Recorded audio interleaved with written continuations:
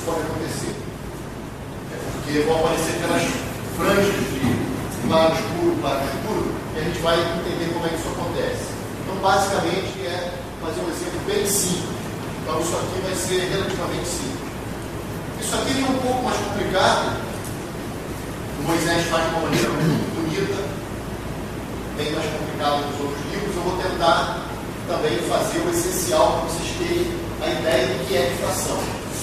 Difração significa basicamente desvio, ou seja, a luz que a gente vai comentar agora na ótica geométrica, que parece seguir um caminho retilíneo. Isso é percebido porque você coloca um obstáculo, tem uma fonte de luz e você tem uma sombra bem definida. Só que se você pudesse olhar com muito cuidado, os antigos não tinham essa precisão e custaram para perceber os fenômenos de difração. Mas se você puder olhar com muito cuidado, perto da região de sombra, da fronteira entre a parte sombreada e a parte iluminada, vocês vão ver que a parte sombreada, ela tem luz que penetra nessa parte. Ou seja, a luz não anda totalmente em linha reta. Ela também sofre pequenos desvios. E você pode ter até claro escuro também. Isso vai ser o chamado fenômeno de difração. É um desvio da luz quando ela passa por obstáculos ou por orifícios. Só que como o comprimento de onda da luz é muito pequeno, o comprimento de onda da luz varia de 0,4 a 0,7 micrômetro. O micrômetro é um milésimo do milímetro. Então pega um milímetro, dividam mil vezes a 1000 milímetros, vocês vão ter um micrômetro. Menor do que isso ainda é o comprimento de onda da luz. E esses efeitos de desvio, quando passa por um objeto, eles são proporcionais a isso que está aqui, o lambda da onda, em consideração, e uma dimensão típica do seu obstáculo, do seu orifício. Então, isso que está aqui é muito pequenininho para a luz. Pega dimensões típicas de um furinho feito com agulha e tal, isso é milésimo do milímetro, isso, se for milímetro, isso aqui já é 10 a menos 3. Então, os ângulos que são desviados são coisas dessa ordem. Já o som é bem diferente, porque os comprimentos de onda do som são muito maiores do que os da luz. Centímetros, 10, 20. Dependendo se for para 1000 Hz, 1 kHz, vocês têm um lambda do som de aproximadamente uns 30 centímetros. Então já é da ordem de grandeza dos orifícios e obstáculos do cotidiano. Por isso que, se tiver uma porta aqui entreaberta, a pessoa que está de fora, mesmo que ela não esteja, você não tenha acesso visual a ela, você fala e ela te ouve. Porque isso, o som faz curva. Por que a luz não faz curva? Na verdade, a luz também faz curva, mas isso que está aqui para a luz é muito pequenininho. Então, basicamente, difração é isso. É a gente perceber, os caras perceberam lá no início do século XIX, começam os experimentos no início do século XIX, 1800 e pouco, que a luz desviava. Na verdade, no século XVII já tinham percebido isso. Os estudos foram mais matematizados no início do século XVIII, com Fresnel. Então é isso, difração é desvio da luz. E aí a gente vai tentar aprender por que isso desvia e matematizar um pouquinho. Então isso aqui é o que falta para o nosso curso. Algumas palavras hoje de ótica geométrica, depois esses 3 tópicos que no Moisés estão feitos sem detalhe. Nós vamos tentar, eu vou tentar pensar o essencial de cada um desses tópicos para que vocês tenham uma noção de por que quando uma onda se reflete, ou se transmite, coisas do gênero. O que é interferência de difração, ok? Então isso é o que falta para o nosso curso. Não é metade do curso, foi só uma brincadeirinha. Bom, não vou nem revisar a aula passada, mas para quem não veio, é só para vocês saberem que a aula passada foi sobre polarização de ondas eletromagnéticas. E polarização de ondas eletromagnéticas planas e harmônicas, ou seja, monocromáticas. E, sem perda de generalidade, eu disse que, como todas estão se propagando na mesma direção e sentido, então eu escolhi os meus eixos cartesianos de tal modo que o eixo C fosse o eixo de propagação. Então, o K-chapéu foi o Z-chapéu. Aqui eu botei o X, aqui o Y e aqui era o Z. E o mais importante foi o seguinte, foi o ponto de partida. Eu demorei muito tempo, não vou repetir hoje, quem tiver dúvida depois vem me perguntar. Mas o ponto de partida foi o seguinte, foi afirmar que o caso mais geral possível para... Eu vou só descrever o campo elétrico dessa onda. Vocês sabem que tudo que acontece com o elétrico está acontecendo com o magnético girado de 90 graus. Porque o B, a K, o Toré, sobre o ômega, tem umas coisas todas. O campo elétrico, então, ele pode ter, se ele está se propagando na direção Z, ele pode ter essas duas componentes. Porque a onda é transversal, nós já sabemos disso, então se ele se propaga nessa direção, ele pode estar em qualquer direção, desde que seja nesse plano. Então eu peguei e superpus várias ondas ditas linearmente polarizadas e defasadas entre si. 27 mil ondas, não tem problema.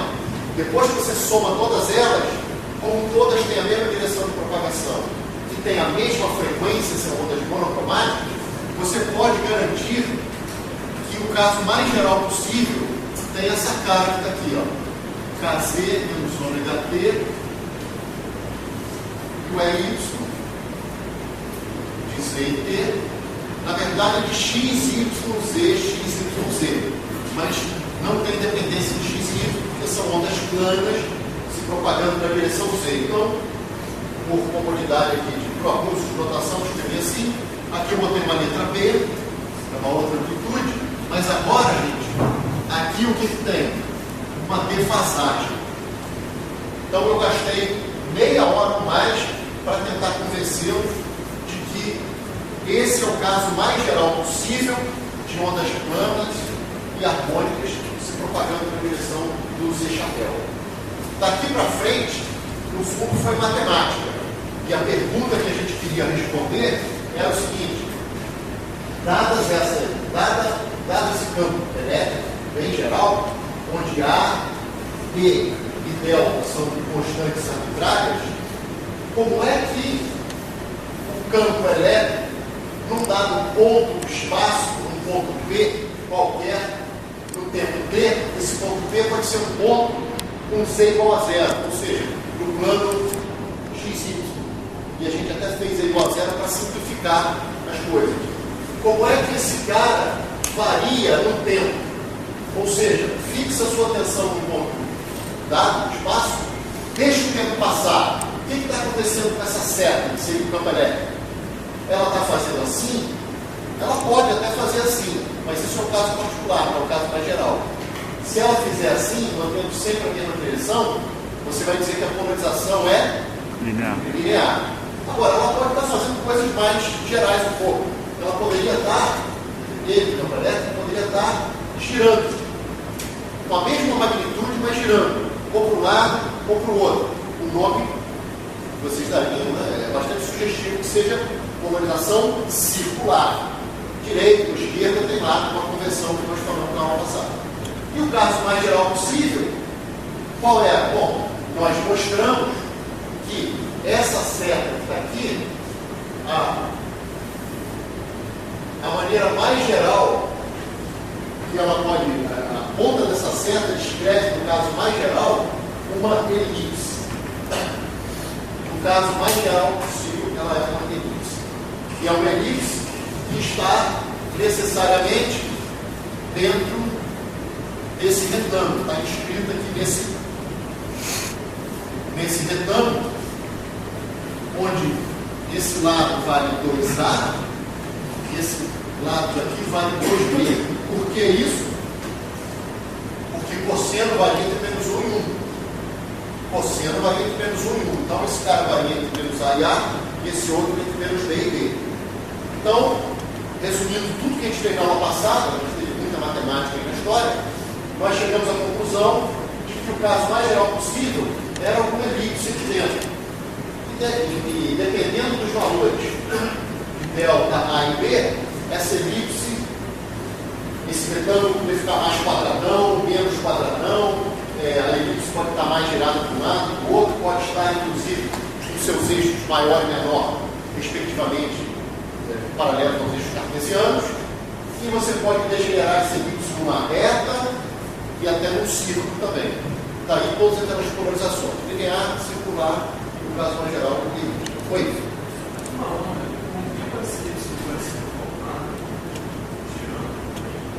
É uma ótima pergunta. Ela só vai se deformar se você fizer alguma coisa por onde ela for passar. Eu estou no vácuo, tá? Ar considerado eletromagneticamente como vácuo. Isso aqui é o caso mais geral. A gente pegou isso e mostrou que o que acontece num ponto, por exemplo, é uma elipse. E o que acontece num ponto tem que acontecer no outro num instante posterior. Certo? A propagação é de onda plana. E a onda plana, aquelas funções, lembra? Na corda vibrante, o f de x menos vt era um cara que não se deformava e vinha para cá. Indo para 3 dimensões, onda plana no espaço e tal, o que acontece no dado ponto, acontece no outro. Então, aquela mesma elipse que o cara aqui está girando, ou aquela mesma reta onde o campo está vibrando, vai acontecer igualzinho depois, se você não fizer nada aí no meio. Agora, eu já até comentei situações em que a polarização muda. O que você está falando é isso. Caramba, essa elipse não pode mudar? Pode. O que você está fazendo? Você está mudando a polarização da onda. Você pode mudar a polarização mudando também, por exemplo, no caso mais simples até, pega uma onda linearmente polarizada, assim, e de repente mais para cá ela está assim. Você mudou também a polarização.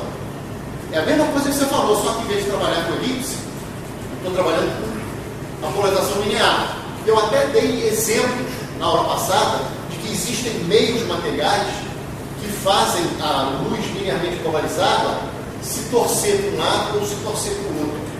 Eu até disse que, curiosamente, isso tem a ver com a quiralidade das moléculas que compõem aquele meio. Eu falei que, curiosamente, embora o eletromagnetismo permita todo tipo, seja cego para o sistema de transformação de paridade, ou seja, se existe uma molécula, o eletromagnetismo, que é quem é o responsável pelo entendimento de que existe uma molécula, ele permite que exista a molécula espelhada dela, tá certo? Mas, curiosamente, o universo tem uma quiralidade preferencial. Eu até falei que, em termos de biologia, todos os aminoácidos têm lá uma quiralidade e por aí vai, tá certo? Então, eu comentei situações em que o meio era um meio oticamente ativo. Aqui eu estou falando do vácuo. Então, aqui não acontece o que você está falando. No vácuo, a polarização continua sempre a mesma. Agora, existem outras maneiras de você mudar uma polarização. Você pode, sim, ter uma polarização elíptica e ter um meio anisotrópico que muda as defasagens ali dentro e gira esse elipse também. Pode acontecer um monte de coisa, mas o meio não vai ser um meio homogêneo, como é o vácuo. Ele vai ter que ser um meio anisotrópico. Basicamente, o que acontece é o seguinte: existem meios que são chamados de birrefringentes, que são meios que, dependendo da polarização, se ela está assim ou se ela está assim, a velocidade de fase, a velocidade de propagação é diferente. Então, você tem uma onda que entrou, está no vácuo, oscilando dessa maneira. Isso aqui você decompõe numa vertical e horizontal. Aí ela entra no meio, que a polarização vertical se adianta em relação ao horizontal. Depois que ela penetrou nesse meio, se propagou nesse meio, na saída elas estão defasadas. E você sabe, por exemplo, se esse cara estava em fase com esse, você tem uma onda linearmente polarizada, né? Se esse cara está defasado de π/2 em relação a esse, o que acontece? Quando esse cara é máximo, esse cara é zero. Quando esse cara é zero, esse cara é máximo. Você tem a polarização, se as amplitudes forem iguais, circular, e assim por diante. Então, meios birrefringentes, que são meios aqui, cuja velocidade de propagação depende da polarização, são meios que fazem isso que você está perguntando. pegam e mudam a polarização daquele cara, o estado de polarização. Pode entrar circular e sair elíptica, pode acontecer um monte de coisa esquisita, aparentemente esquisita. Um meio desse tipo, fita durex. Fita durex é um meio desse tipo. Você pode brincar e fazer experimentos simples de ótica ligados com polarização. Aliás, esse tipo de coisa, se você pega uma garrafa plástica ou esses plásticos, às vezes eles sofrem tensões. Pega papel celofane, estica um pouco, mais ou menos, ele vai se tornar um meio mais ou menos birrefringente. Inclusive, fazendo experimentos e analisando cores que você vai verificar por interferência e tal, você pode verificar, inclusive, se é aplicação tecnológica ligada à polarização. Você pode verificar se aquele meio está muito tensionado ou pouco tensionado, por aí vai, tá certo?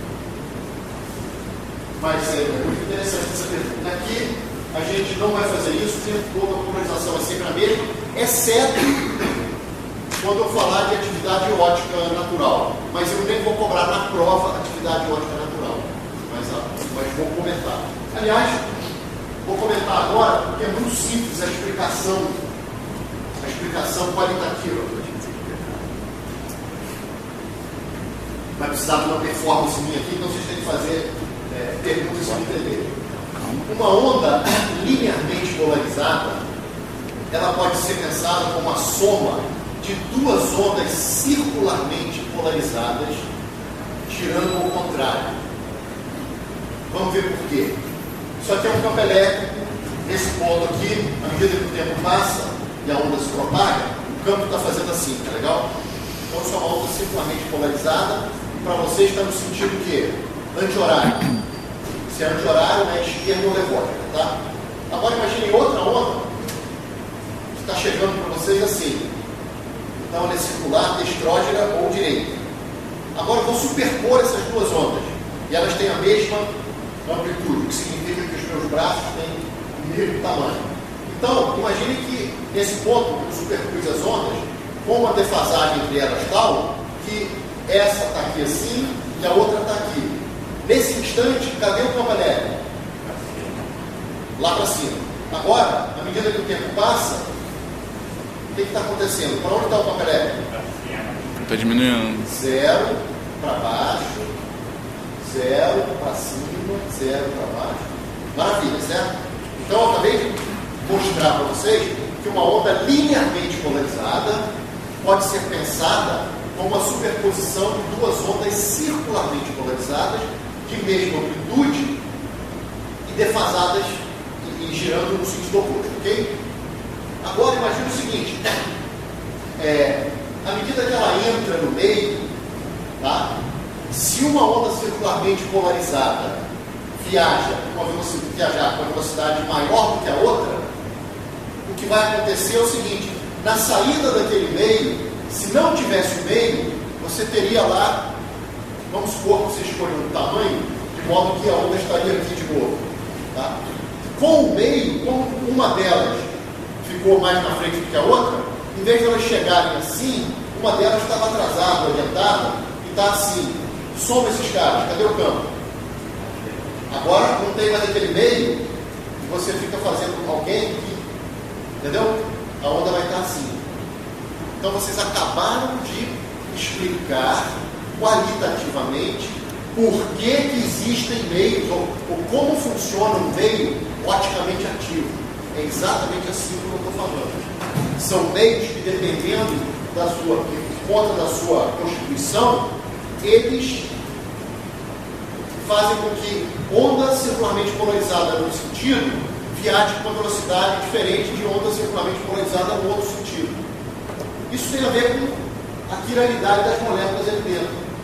Tá? É que nem uma escada. Tem escadas que têm uma quiralidade e que tem outras. Imagina que por algum motivo, não sei se esse meu exemplo é bom ou não, mas eu comecei e vamos até o fim.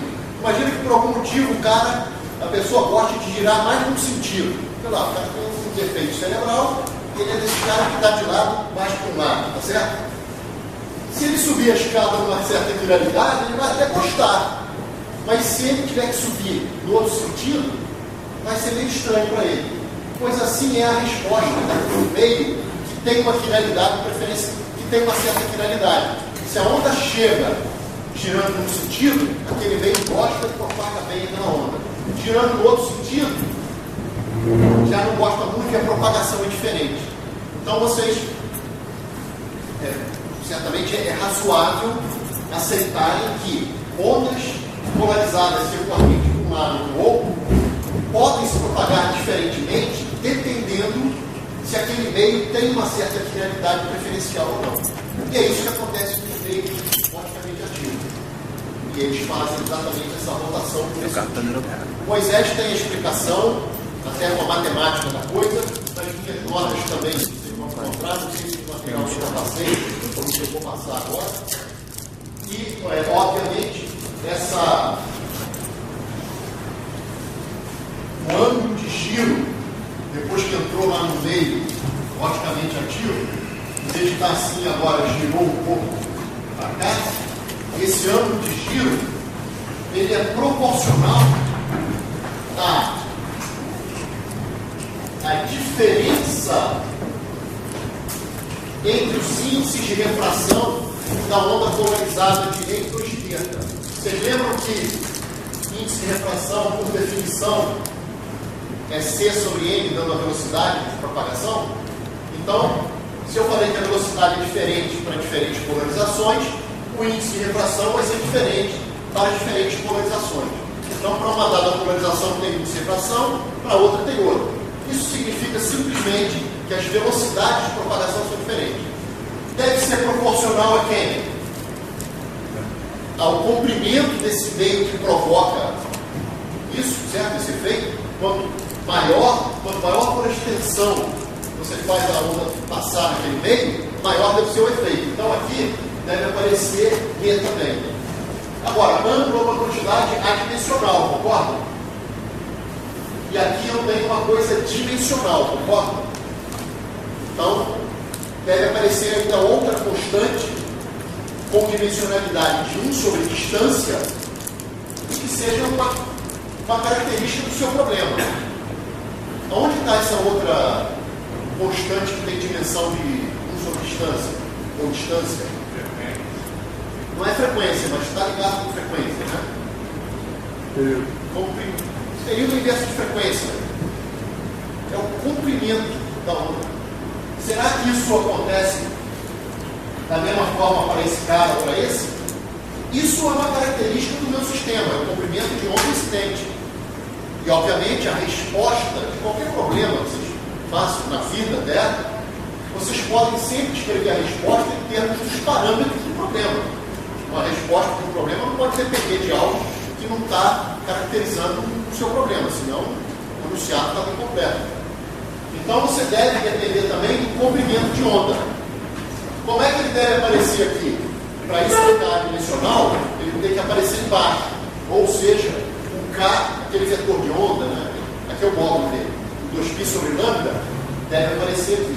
E aqui tem um fator numérico que a gente tem que fazer a conta. Tá certo? Mas esse camarada que está aqui, basicamente é o tanto que gira. Eu até comentei com vocês aula passada que uma aplicação disso é que certos tipos de açúcar, certos sais, quando você coloca na água, tornam a água um meio oticamente ativo. Quanto mais desses sais você puser ali dentro, diluir alimento, mais oticamente ativo ele ficará. Significa que pega um tubo aqui cheio d'água, enche com um tipo de açúcar em qualquer, mexe bastante, espera parar, joga a luz linearmente polarizada, ela vai sair girada. Quanto maior for a concentração, maior será o giro. E quanto maior a concentração, maior essa diferença entre os índices de refração. E aí você pode até utilizar isso, calibrando de uma certa maneira, para depois você chega para mim e fala: Marina, calcula aí a concentração desse açúcar aí, desse troço. Aí eu pego, faço luz linearmente polarizada passar, vejo quanto girou, vejo qual foi o lambda que eu mandei, qual foi a extensão, peço isso, né, e descubro isso. E esse cara é proporcional, o N é proporcional à concentração, entendeu? E se a concentração for 0, a água continua sendo água e não é logicamente ativo, tá certo? Então você pode medir concentrações de certos sais, por exemplo, medindo quanto que girou a polarização da onda. Isso é uma aplicação interessante. Okay? Bom, a aula deu uma descampada aqui violenta, mas tudo bem.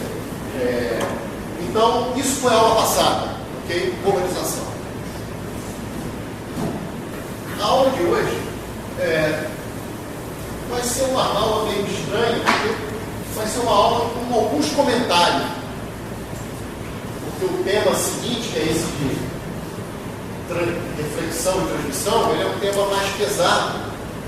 Eu quero preparar esse tema para na aula que vem fazer esse tema de uma vez só, nem que seja no caso particular. Então, eu vou começar hoje falando um pouquinho sobre ótica geométrica, mas apenas algumas palavras sobre isso, certo? Eu vou começar aqui com uma pergunta que seria o seguinte: luz, onda ou partícula? Quer dizer, para explicar os fenômenos luminosos, propagação, reflexão, refração, qual é o modelo que mais se adequa a isso, que mais explica? É o modelo corpuscular ou o modelo ondulatório? O modelo corpuscular é como se fosse algo muito parecido com bolinhas que você faz incidir numa parede, quer saber como é que elas se refletem, ou na água, como é que elas passam para a água, coisas desse tipo. Como se a luz fosse formada por um monte de partículas. E o modelo ondulatório é imaginar a luz como vibração. Na época o pessoal imaginava que tinha que ter algum meio, porque o pessoal não concebia uma onda vibrando no vácuo. Né? Então o pessoal imaginou o tal do éter luminífero, que era um meio que você não via, era imponderável, muito sutil, mas que deveria existir para você poder ter a propagação da luz. Sem entrar na discussão se o éter existe, não existe, e tudo mais, pensem só que você tem dois modelos, um que pensa na luz como onda, como as coisas que a gente andou discutindo, e outro que pensa na luz como partícula. Estou voltando aí lá atrás, basicamente no século XVII, essa discussão foi muito acirrada. Qual era a história para você ter um modelo de partícula? O modelo de partícula é porque a luz caminhava em linha reta, aparentemente. Eu hoje comecei a aula dizendo que, na verdade, a luz desvia, mas, caramba, a gente não percebe esse desvio assim no cotidiano. Então, o que se percebia é o seguinte: luz se propaga aparentemente. Isso aqui, presta atenção no que eu falo. O que eu escrevo são só palavras para vocês lembrarem de tudo. Luz se propaga aparentemente em linha reta. Bom, isso também em meios homogêneos, né?